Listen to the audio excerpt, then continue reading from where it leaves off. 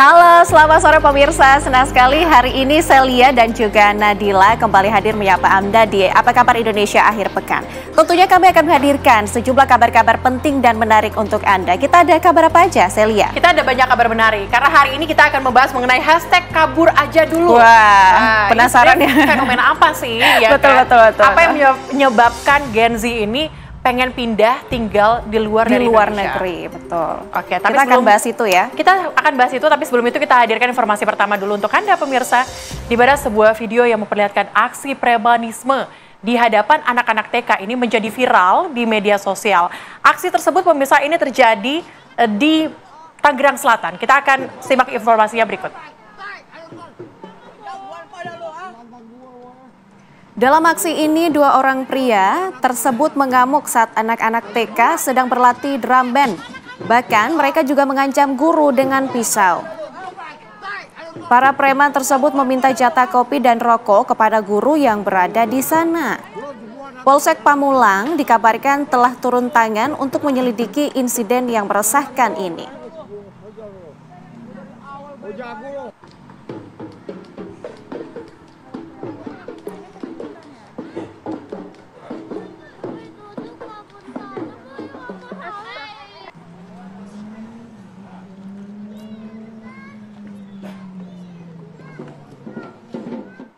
Pemirsa, ini masih dengan kabar yang viral di media sosial, di mana sebuah video yang memperlihatkan sekelompok emak-emak tengah menggelar arisan di Anjungan Tunai Mandiri ATM menjadi viral di media sosial.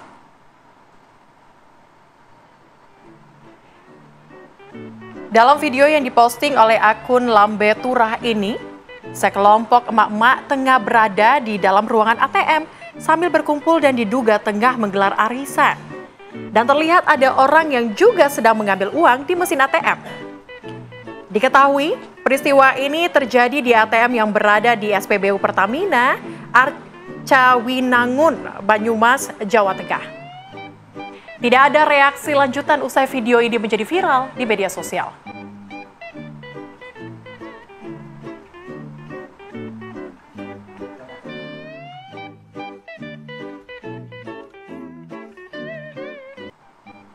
Ya pemirsa, kita hadirkan informasi lainnya untuk Anda. Ini informasi mengenai Fadel Bajide. Di mana pemirsa TikTokers ini Fadel Bajide diduga memaksa putri artis Nikita Mirzani berinisial LM untuk menggugurkan kandungan hasil persetubuhan mereka agar tidak diketahui keluarga.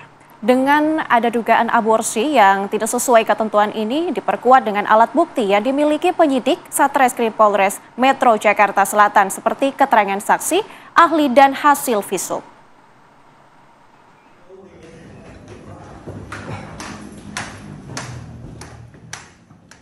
Dengan mengenakan baju tahanan dan tangan terborgol, TikTokers Fadel Bajide dihadirkan dalam press release yang digelar di Polres Metro Jakarta Selatan Jumat malam. Fadel ditahan selama 20 hari ke depan setelah sebelumnya ditetapkan sebagai tersangka persetubuhan anak di bawah umur dan aborsi tidak sesuai ketentuan pada hari Kamis kemarin. TikTokers yang sempat viral dengan aksi jogetnya di media sosial ini tak memberikan pernyataan apapun kepada wartawan terkait penahanan dirinya. Dari hasil pemeriksaan penyidik Unit Pelayanan Perempuan dan Anak Satreskrim Polres Metro Jakarta Selatan, persetubuhan dilakukan saat keduanya menjalin hubungan asmara pada awal 2024 lalu. Tersangka membujuk LM untuk berhubungan badan hingga hamil. Lalu Fadel memaksa LM untuk menggugurkan kandungannya. Hal ini diperkuat dengan keterangan saksi, ahli, dan hasil visum. Pelapor yang bernama NM yang merupakan ibu korban menjelaskan bahwa anak korban LM berpacaran dengan terlapor via AB. Dan selama menjalin hubungan pacaran tersebut atas bujuk rayu tersangka yang menjelaskan akan bertanggung jawab serta menikahi anak korban. Sehingga anak korban LM mau melakukan hubungan badan layaknya suami istri dengan tersangka via AB. Dan dari hasil hubungan tersebut, anak korban LM diduga telah mengalami kehamilan serta anak korban LM dipaksa untuk menggugurkan kandungannya oleh tersangka VAB karena perbuatan tersangka VAB tersebut tidak mau diketahui oleh keluarganya. Hal tersebut Status tersangka yang disandang Fadel Bajide membuat Nikita Mirzani menangis haru. Lantaran selama 7 bulan dia membela dan mencari keadilan untuk putrinya LM yang sempat berseteru dengannya. Ganggu 7 bulan bukan waktu yang sebentar. Saya sudah pernah bilang Apa yang saya bicarakan selalu fakta, tapi memang selalu tertunda oleh waktu.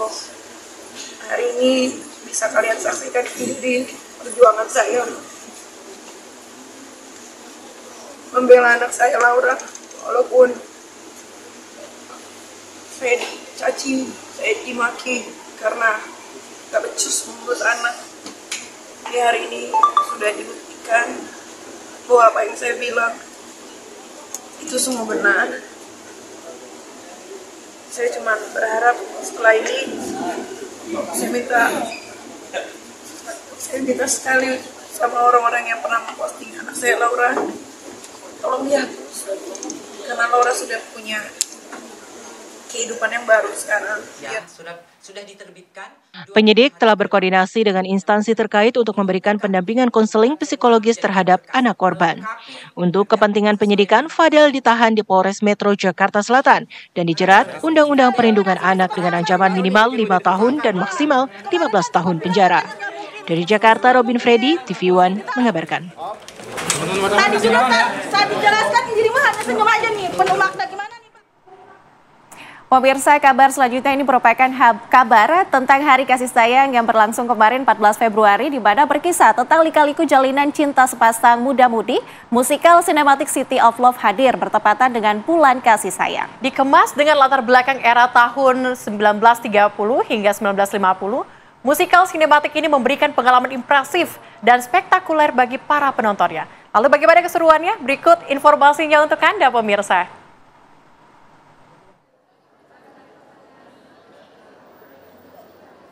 Cinta bukan sekedar tujuan, melainkan sebuah perjalanan yang penuh makna.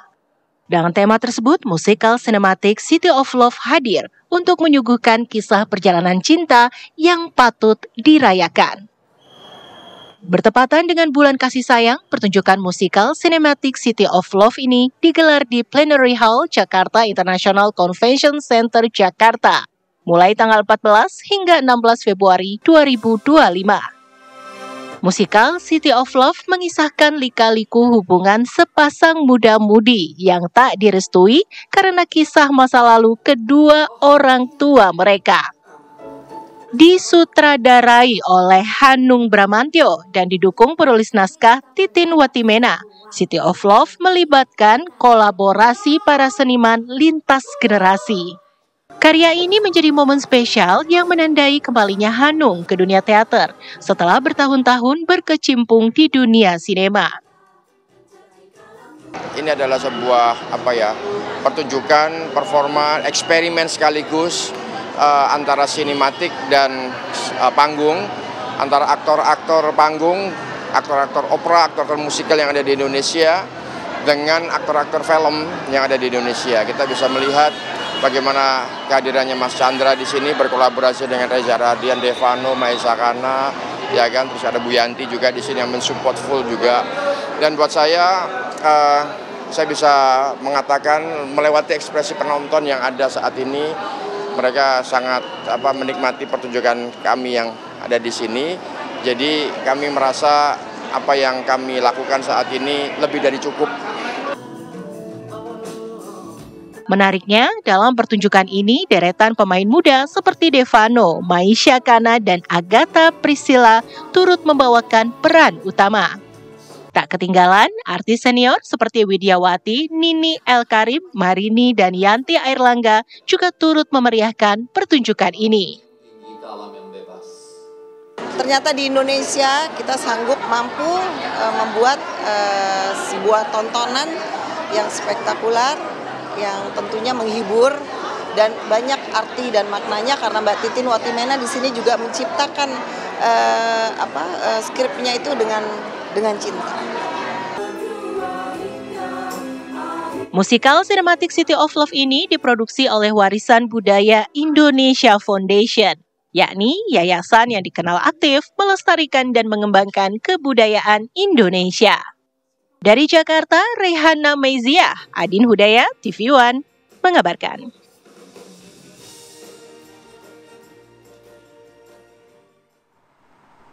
Ya pemirsa, Anda yang aktif di media sosial pasti mengamati atau fenomena tegar atau hashtag kabur aja dulu yang viral beberapa pekan terakhir ini di media sosial. Kita akan hadirkan pemirsa. Sebenarnya ini fenomena apa? Usai jeda berikut tetaplah bersama kami di Apa Kabar Indonesia akhir pekan. Anda kembali di Apa Kabar Indonesia akhir pekan pemirsa. Nah, ini hashtag yang tadi sempat kita sampaikan bersama kepada Anda pemirsa, kabur aja dulu. Udah pernah dengar kan pastinya? Udah sangat beredar di media sosial. Nah, yang menjadi perhatian kita saat ini adalah mengapa pilihan tinggal dan bekerja ataupun belajar di luar negeri ini menjadi pilihan. Saat ini kita akan bahas pemirsa bersama dengan narasumber kita, ada Mas Emil Dardak yang juga merupakan Wakil Gubernur terpilih Jawa Timur. Selamat sore Mas Emil. Selamat sore Mbak Nadila, Mbak Celia. Oke. Di studio juga ada Mbak Devi Rahmawati yang merupakan pengamat sosial. Selamat sore. Selamat sore. Oke. Langsung saja saya akan ke Mas Emil. Mas Emil, kita ketahui bersama Mas Emil ini pernah kuliah di luar negeri, di Jepang dan juga di Australia. Boleh cerita pengalamannya seperti apa hingga akhirnya menempuh pendidikan di sana dan juga kembali untuk mengabdi di Indonesia? Ya, jadi saya mulai dapat beasiswa itu setelah menjadi juara 1 pelajar teladan se-DKI Jakarta. Saya daftar beasiswa ASEAN yang sampai hari ini masih ada skema beasiswanya untuk menempuh pendidikan secondary school di Singapura. Jadi ini full dibayarin oleh ASEAN. Kemudian selanjutnya mengikuti sistem pendidikan di luar, beasiswa sampai doktor, sampai S3 di Jepang. Begitu. Jadi, nah cuman memang begini ya, kita harus akui bahwa nggak ada yang lebih nyaman sebenarnya daripada tinggal di negeri sendiri gitu. Jadi itulah yang membuat saya pulang kembali ke Indonesia gitu. Dan memang biasanya ya mahasiswa Indonesia tuh kalau bikin disertasi juga mengangkat tema mengenai Indonesia juga gitu. Jadi mereka memilih tema yang mengangkat mengenai Indonesia karena ya ada rasa keterkaitan ya, rasa attachment terhadap Indonesia. Nah, oleh karena itu itulah yang juga membuat saya kembali ke Indonesia untuk kembali mengaplikasikan apa yang saya pelajari. Waktu di Jepang saya riset mengenai hubungan desa kota dan ilmunya saya terapkan saat menjadi Bupati Trenggalek dan sekarang di Jawa Timur untuk memastikan bahwa masyarakat desa juga punya akses infrastruktur. Tapi kan nggak bisa dibangun nih ke semua desa infrastruktur yang sama dengan kota. Jadi dibangun di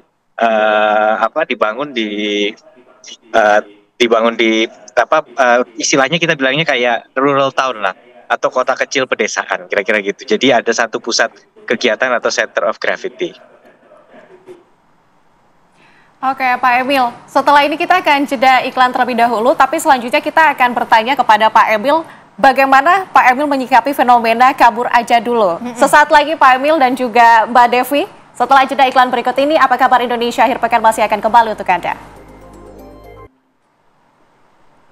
Anda kembali menyaksikan Apa Kabar Indonesia akhir pekan. Pemirsa, kami masih kembali mengajak Anda untuk berbincang dengan Mas Emil Dardak tentang fenomena kabur aja dulu. Mas Emil, kan kita tahu ya, latar belakangnya berkuliah di luar negeri, merasakan manfaat pendidikan di luar negeri, kemudian kembali ke Indonesia untuk mengabdi. Mas Emil, tapi saat ini ada fenomena kabur aja dulu. Kabur aja ini maksudnya itu mereka keluar negeri untuk bekerja, untuk mengenyam pendidikan. Bagaimana Mas Emil melihat hal ini? Pertama begini, mungkin yang menjadi kendala tuh diksinya ya, gitu. Kata-kata kabur aja dulu, padahal dari dulu kita punya program pekerja migran gitu. Nah, cuman kan pekerja migran kita ingin memperluas supaya jenis keterampilannya itu semakin beragam, begitu ya. Ada pekerja domestik. Dan kita menganggap itu profesi yang baik, yang bermanfaat, tapi kita ingin memperluas lagi. Jadi dari dulu sebenarnya tidak ada yang dianggap negatif gitu atau madesu lah kalau kata anak-anak mudanya ya, masa depan suram gitu. Kalau ada anak-anak muda kita yang ke luar negeri, makanya saya sering membayangkan sebenarnya kalau kita menggunakan tagarnya rantau aja dulu gitu. Merantau itu kan sesuatu yang baik ya gitu. Karena pas saya di luar negeri, satu hal yang saya rasakan, saya menjadi pendatang gitu. Dan menjadi pendatang itu tentu treatmentnya berbeda ya dengan menjadi orang setempat.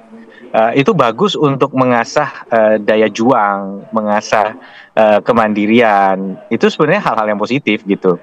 Jadi kalau kuliah di luar negeri, kayak sekarang kita di Jawa Timur sudah ada 2 kampus yang dari luar negeri justru datang ke Jawa Timur.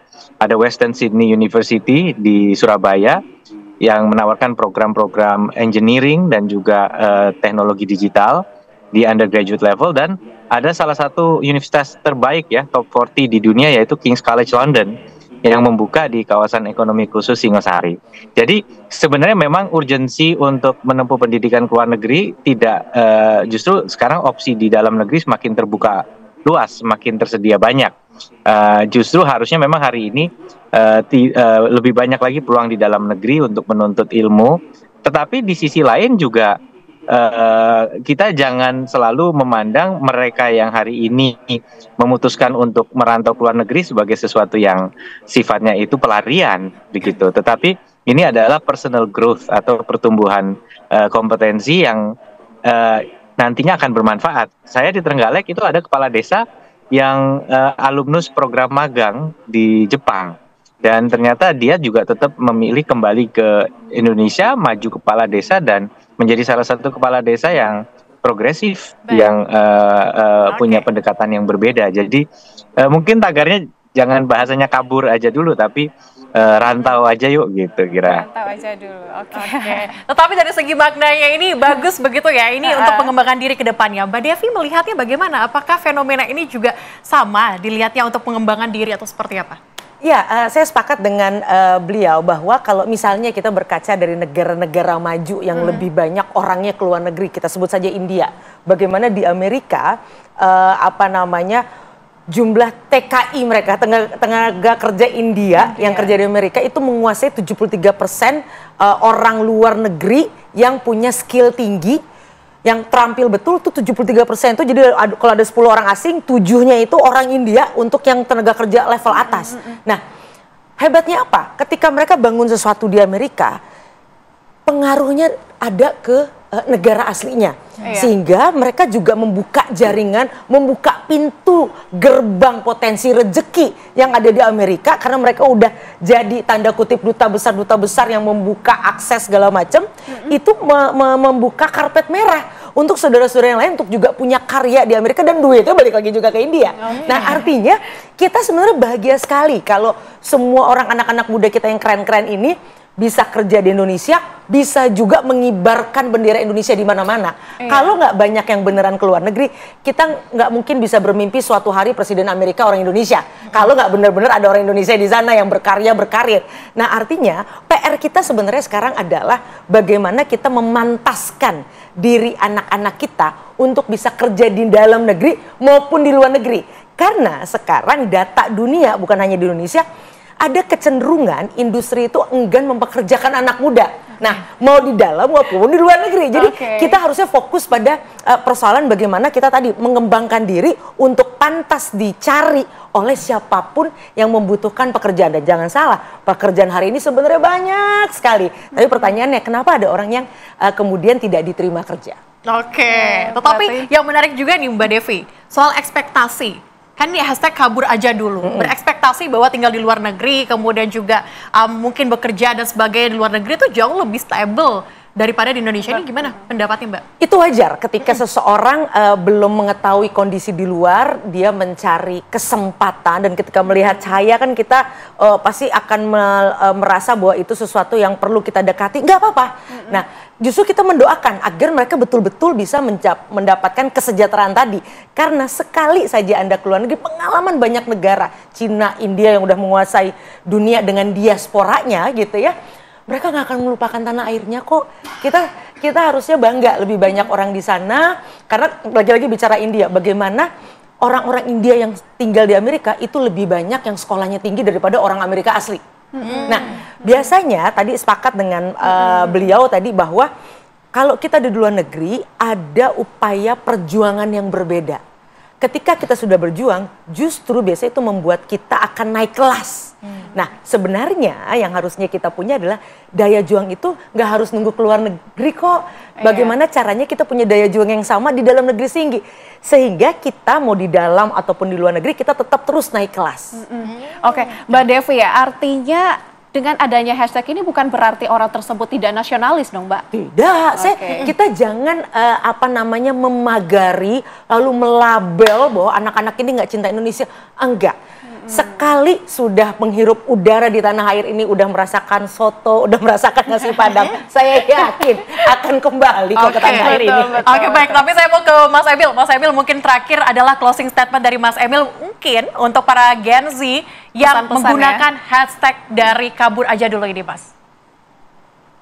Ya, Mbak Devi tadi menjabarkan dengan sangat komprehensif dan betul. Siapa sih yang nggak kangen dengan keluarga, dengan kuliner Indonesia gitu ya? Jadi tapi luar negeri dingin, iya, tapi pas lagi panas bisa lebih parah daripada di sini loh gitu. Jadi sebenarnya ini bukan cuman yang itulah tadi diksinya ini akan memberikan sebuah pesan istilahnya subconscious message yang kurang pas kalau kabur ya gitu. Tetapi saya cuma mau sampaikan sebagai pemerintah, rekan-rekan muda mungkin juga ada yang merasa nggak happy ya dengan, karena gini, kehidupan middle class kalau di luar negeri itu memang, nah ini saya mau terbuka juga, kehidupan middle class di luar negeri itu ya, coba orang tuh kerja misalnya di restoran, dia nyambi part time gitu ya, saya pernah, teman-teman saya di kuliah itu jadi part time, mereka kerja di restoran atau di supermarket menjadi kasir. Itu sesuatu yang middle class yang tetapi kayaknya di Indonesia ini juga memang hal-hal seperti itu dianggap gengsi, yang misalnya nggak gengsi kalau bisa kerja begini. Nah, kemudian kalau di Indonesia kalau nggak pakai mobil kayaknya nggak gengsi gitu ya. Jadi orang merasa middle class tuh ya kemana-mana harus naik mobil gitu. Nah ini kan juga dikritik ke kami nih pejabat gitu. Coba dong naik transportasi umum, jangan kemudian nyuruh masyarakat naik transportasi umum, pejabatnya naik mobil. Nah, saya pikir itu ide yang cukup baik, walaupun bagi kita coba cari titik tengah dengan tantangan kesibukan. Tapi ya tadi saya beberapa kali nyampaikan, anak-anak muda kita tuh udah jengah kalau ngeliat pejabat tuh petantang-petenteng gitu ya. Kemudian dalam proses-proses yang ada di masyarakat, meritokrasi itu tidak dikedepankan. Nah ini yang kita coba benahi. Kita ingin mewujudkan kehidupan middle class yang lebih baik bagi masyarakat. Coba lihat bagaimana layanan kereta dibuat lebih baik, stasiun dibenahi. Ini juga yang kita coba lakukan di Jawa Timur, sehingga trotoar diperbaiki, alun-alun itu menjadi tempat sehingga orang nggak selalu harus identik dengan belanja keluar duit untuk bisa punya quality time dengan keluarga, mereka bisa jalan-jalan ke taman. Nah ini beberapa hal yang bukan kita mau coba di luar negeri, tapi memang wajar kita ingin memberikan kehidupan yang lebih baik bagi masyarakat kita. Tapi memang terjadi disrupsi besar-besaran di dunia ekonomi. Nah inilah yang kita ingin, ini juga sedang kita hadapi, transisi ini. Oke, Mas Emil, baik, terima kasih sudah bergabung bersama kami di Apa Kabar Indonesia Akhir Pekan. Mbak Devi juga, semoga ini juga menjadi perhatian untuk Gen Z ya, ke depannya. Betul. Dan pemirsa, usai jeda kami masih akan kembali dengan informasi lainnya, tetaplah bersama kami di Apa Kabar Indonesia Akhir Pekan.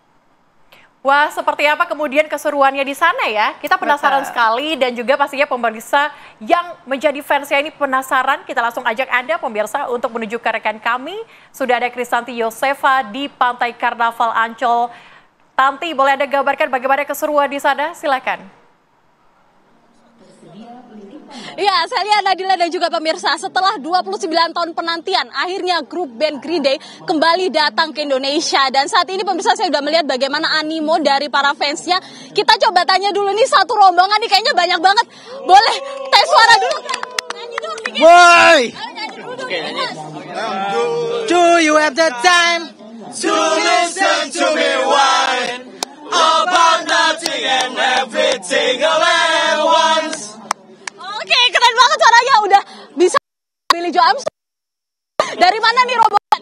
Dari Bali. Dari Bali. Oke, siap dari Bali. Ini kayaknya rocker banget ya pemirsa. Udah siap nggak nih nonton Green Day hari ini? Siap. Siap banget, siap. Oke, apa nih yang ditungguin konser pada hari ini? Tiketnya? Bisa online tuh, abang, bisa. Gampang ya? Apa nanti lagu yang pengen didengar nanti? American Idiot. Oke, kalau Masnya? Basket Case. Oke, masih lagi satu lagi. Semuanya. Oh, semuanya. Siap banget kayaknya pemirsa. rombongan dari Bali ke Jakarta pada hari ini untuk sama-sama menonton nanti konser dari Green Day. Sebagai informasi saya lihat dan juga Nadila, ini memang diperkirakan total pengunjung atau fans yang akan tiba pada hari ini dan menonton langsung konser ini adalah sekitar 35.000 fans. Jadi bisa kita bayangkan nanti bagaimana animo dan juga serunya keseruan konser yang kira-kira akan berlangsung nanti pada sekitar pukul 8 malam waktu Indonesia Barat. Tentu kita menunggu sampai sejauh ini Open Gate masih dibuka pemirsa bagi para fans yang ingin menukarkan tiket atau registrasi juga masih dibuka sampai sekarang. Untuk sementara demikian Celia dan juga Nadila, saya kembalikan pada Anda di studio. Baik, terima kasih Kristanti Yosefa mengabarkan langsung dari sana. Dan pemirsa, apa kabar Indonesia akhir pekan masih akan kembali untuk Anda saat lagi. Tetaplah bersama kami di Apa Kabar Indonesia akhir pekan. Anda kembali menyaksikan Apa Kabar Indonesia akhir pekan. Nah, Celia, kamu pengen camping nggak? Enggak. Aku lagi pengen lihat video. Lo kok nggak mau sih? Ya udah aku ajak pemirsa aja nih. Ada informasi apa kita soal camping? Kita kasih tahu dong ke pemirsa. Jadi ini di Pati, Jawa Tengah ini ada sebuah camping ground. Ini tuh ada di lereng bukit. Nggak perlu lama-lama lagi, kita lihat informasinya untuk Anda.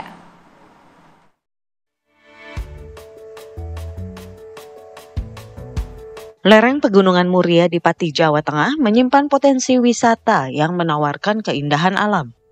Salah satunya hutan pinus yang berlokasi di Desa Gunung Sari, Kecamatan Tlogo Wungu, Kabupaten Pati, Jawa Tengah. Selain menawarkan wisata hutan pinus di ketinggian sekitar 1000 mdpl, pengelola juga menyediakan camping ground. Pengunjung bisa berkemah bersama keluarga atau teman sambil menikmati sejuknya alam Pegunungan Muria di depan api unggun yang akan menambah kehangatan suasana malam. Ketika pagi, udara segar dengan hembusan angin Pegunungan Muria membuat tubuh kembali fresh. Dan saat itulah waktu yang tepat untuk menyantap sarapan pagi sambil menikmati keindahan alam pegunungan. Di samping Pak, hawanya sejuk ya. Terus tadi malam juga cukup dingin.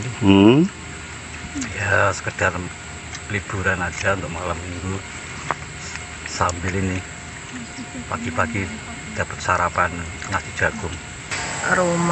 Omah Sari Gunung ini ada di lereng Gunung Muria yang mencapai ketinggian lumayan. Jadi di sini itu berhawa sejuk dan kalau malam dingin juga. Harganya sangat terjangkau. Dengan minuman tuh 20.000. Untuk bisa menikmati suasana alam yang segar dan sejuk ini, pengelola camping ground Omah Sari Gunung hanya menerapkan harga kuliner yang dipesan saja. Per paket makanan dan minuman jadul tersebut dibanderol antara Rp20.000 hingga Rp25.000. Sementara untuk camping tidak ada dipungut biaya. Pengunjung hanya cukup memesan kuliner jadul yang disediakan di kedai makan. Dari Pati, Jawa Tengah, Abdul Rohim, TV One mengabarkan.